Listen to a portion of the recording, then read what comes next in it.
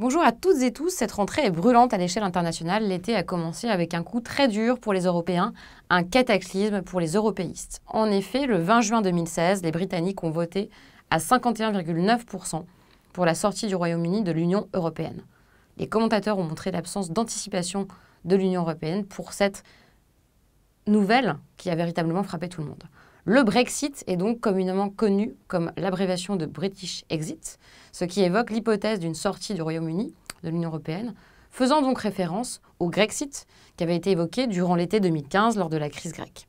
Alors à la différence du Grexit, où la mise à l'écart de la Grèce de la zone euro pouvait être envisagée comme une sanction envers le pays, il s'ajoute donc dans le cadre du Brexit d'un départ volontaire de l'Union européenne. C'est ce qui a posé donc le problème et la stupéfaction globale. Comme vous l'avez dit, Rodolphe, dans la mise en perspective historique de l'histoire européenne de la Grande-Bretagne, la Grande-Bretagne est entrée dans le marché commun des 6 le 1er janvier 1973. Alors on se souvient du contexte tendu qui a préexisté entre la France de Gaulle et la politique européenne anglaise. Les Anglais, d'abord réfractaires à leur intégration dans la CEE à l'époque, avaient tenté de mettre en place une zone de libre-échange avec l'Europe du Nord notamment, connue sous le nom de AELE. Le Brexit témoigne ici donc de la portée de l'euroscepticisme au Royaume-Uni.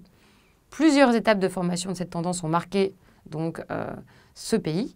Et c'est vrai que la construction européenne s'est élaborée par étapes, elle aussi, à partir du moment où la Grande-Bretagne intègre la CEE. Les étapes de celle-ci, comme la mise en place de l'acte unique, la création de l'espace Schengen, l'espace Schengen qu'on peut voir ici, évidemment, l'exclusion donc de l'Angleterre, du Royaume-Uni et de l'Irlande sont très claires ici.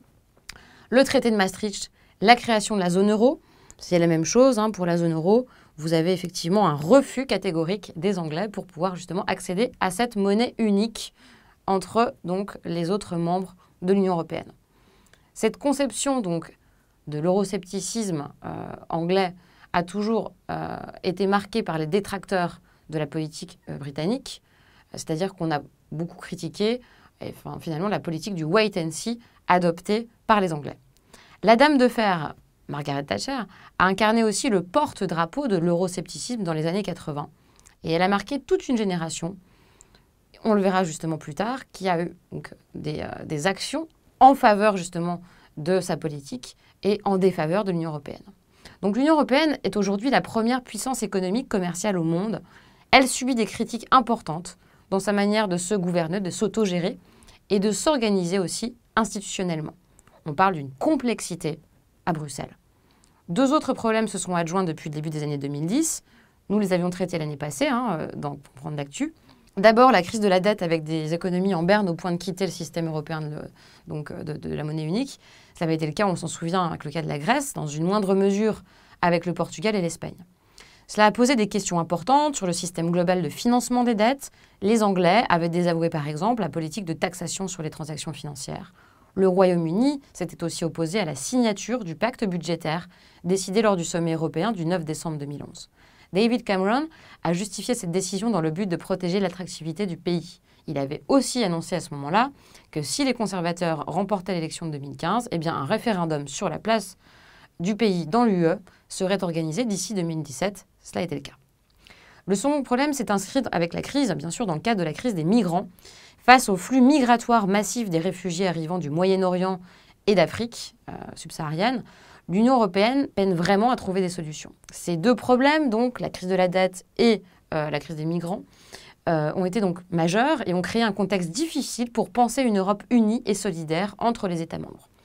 Les partis eurosceptiques et nationalistes ont eu une tendance donc, à gagner des voix. Le FN en France, le Parti populaire danois au Danemark et le UKIP au Royaume-Uni, qui ont manifesté donc par leur nombre de partisans de plus en plus important, un rassemblement autour du rejet du projet européen. Ils ont critiqué la technocratie, ils critiquent la technocratie de Bruxelles et de ses institutions. Ils critiquent aussi le fonctionnement de la zone euro et bien sûr, ils pointent du doigt l'immigration en masse liée selon eux donc au système Schengen. On comprend ainsi que le Brexit, s'il apparaît arrivé de manière fracassante pour de nombreux Européens, celui-ci a des causes à la fois lointaines et s'inscrit dans un contexte très actuel de doute au sein de l'UE. Le Brexit met aujourd'hui Londres dans une position difficile, aussi entre reprendre le contrôle des frontières et rester un partenaire mondial ouvert sur l'extérieur, y compris donc ouvert sur l'Union européenne. Ainsi, pouvons-nous nous demander que révèle le Brexit sur le Royaume-Uni et son lien avec l'UE et comment l'Union européenne envisage-t-elle aujourd'hui cette nouvelle étape de la construction européenne sans le Royaume-Uni.